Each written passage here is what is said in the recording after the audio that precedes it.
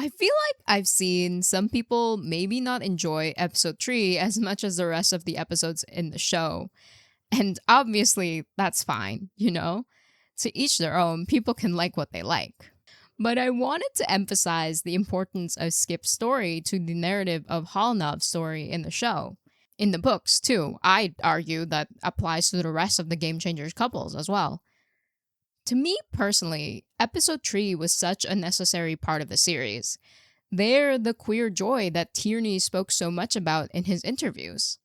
Obviously, episode 3 ended quite sadly, like a lot of the initial episodes in the show, but they got their happy ending. The big swirling kiss with the perfect song and everyone cheering for them. Happy for them. Good for Scott Hunter, right? I think we all get at this point that while Shane and Ilya's story in season 1 ended good for them, it wasn't quite their happy ending. They're not out to the world, they still have so much to worry about with their careers and with how others will perceive them and their relationship. Their story continues still, and they'll have problems in the future they'll have to figure out. And even the story that was told in season 1 was kind of filled with problems, right? Their 7-year-old long situationship turned actual relationship only after a messy break.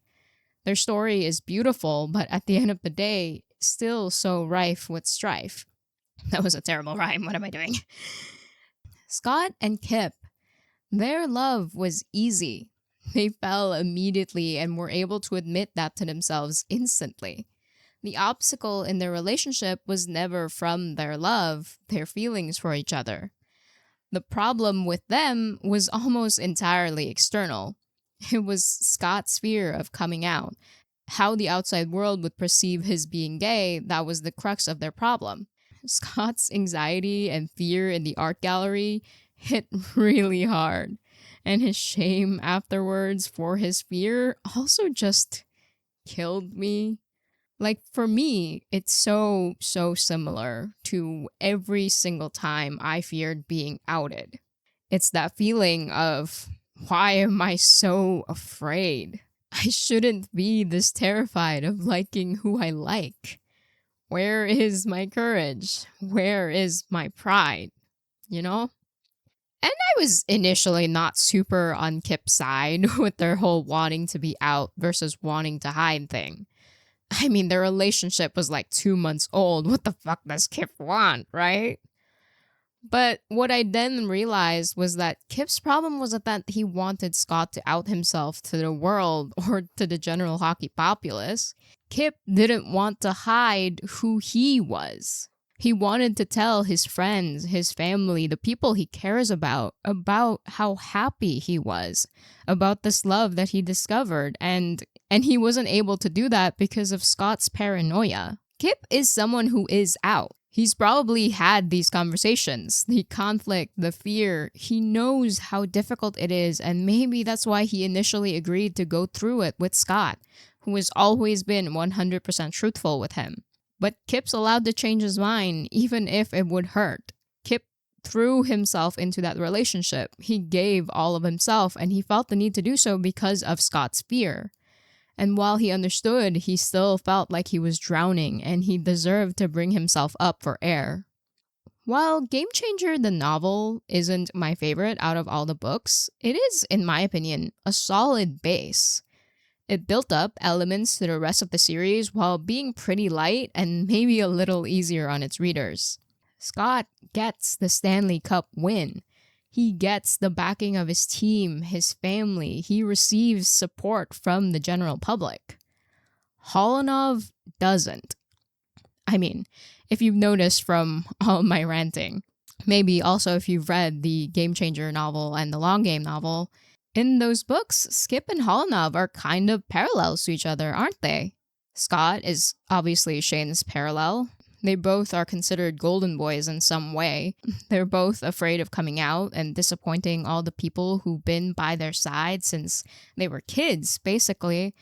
Their teams were basically their family, and they feared so bad what coming out would cost them. Kip and Ilya feel isolated from having to hide such a big part of themselves. They're lonely. They want to be able to talk to people about their relationship, their happiness, their love, and they're just so tired of hiding. They both also have some pretty severe self-worth issues. Skip's quote-unquote happy ending is a blueprint for Hollanov. Both pairs have basically the same problems, at least when comparing Skip's story with the long game. Scott and Kip's relationship and how the general public seem to immediately accept them prove to Hollanov and to the rest of the couples in the series that there was something to fight for. An end goal where they don't have to hide. A goal that isn't as out of reach as they thought it was. I mean, Ilya was planning on ending things with Shane completely. He was willing to conform to compet and get with a woman just to be able to kiss someone on the ice one day. Except, there they were. Scott and Kip. Two men kissing on the ice right on his TV screen and getting support for it.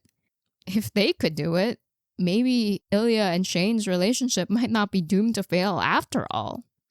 Their kiss is why Ilya decided to go to the cottage. Scott is a trailblazer, the person that made every other gay hockey player in the Consequent books see that there was a light at the end of the tunnel. Scott's coming out and Hollanov's coming out are vastly different, however, especially for Shane. Scott had just finished winning the Stanley Cup. No one, not one person, could deride his dedication to the sport, to his team, not after he just won. He was also with someone completely unconnected to the sport. He has a boyfriend, sure, but not one that you even have to really see as a fan. Who cares, really? With Shane, he immediately fucks up in a game against his boyfriend. So what if he's a multiple award winner before? People have short fucking memories, and the second they find out he's gay and dating his rival, he suddenly trips for seemingly no reason. That's the difference between Shane and Scott, where their pathway splits. Instead of getting the team that almost immediately supports him, Shane gets a group who acts strangely around him after he comes out. Instead of getting the cup, he trips humiliatingly. Instead of getting public support, he gets speculation that he tripped on purpose to let his boyfriend win. Instead of being able to come out on their own terms, they get outed by a stupid fan mail video. It's so interesting to me that Scott basically got the happiest ending possible, while Shane got the exact opposite. The dichotomy is pretty interesting, considering Hollanov's story had always been a little more complicated than the rest of the Game Changer couples. Considering both halves have their own reputational weight as incredibly talented athletes, I mean, if you were me, I'd have probably added that Shane's race may have something to do with a different treatment as well, if that were ever actually explored. Shane and Ilya's story is one of high highs and low lows. You get adorable moments like the Pike Kids' wedding, their wonderful, not as real wedding. Beautiful moments like seeing Ilya be accepted by Shane's parents, his new family. Their whole visit to the cottage where they're trying their best to be truthful and open with each other. But you also get the fighting when Ilya wanted to bring Shane to Bud's house. You get Ilya leaving Shane on red for 6 months. You get the whole Hollander arc. And you get the fucking plane crash. I love the drama, obviously, but in a lot of ways, Skip's story is just so much more straightforward and so much happier. For them, you get the hope that that happiness could come for you too. For those of you who look at episode 3 and see it as kind of an obstacle to your Hollanov fix, oh, they should have just made another Hollanov episodes. We don't care for these coffee shop AU gays. Maybe try to look at their story more like laying down a foundation for Hollanov. What would have happened had Skip not been there to do their public on-ice kiss? Would Ilya have ended their relationship thinking that it could never work, leaving them both heartbroken yet again? Honestly, watching that kiss scene was such a rush. With I'll believe in anything in the background and Elena's he deserves sunshine and so do you on your mind. God, just so beautiful. But it also hurts in some ways so fucking bad, knowing that it could never happen for me. Not where I am right now, at least. I'm not telling you have to like episode 3, right? I'm saying episode 3 and Scott and Kip's relationship is an important part of the plot and was completely necessary to round out Hollanov's story.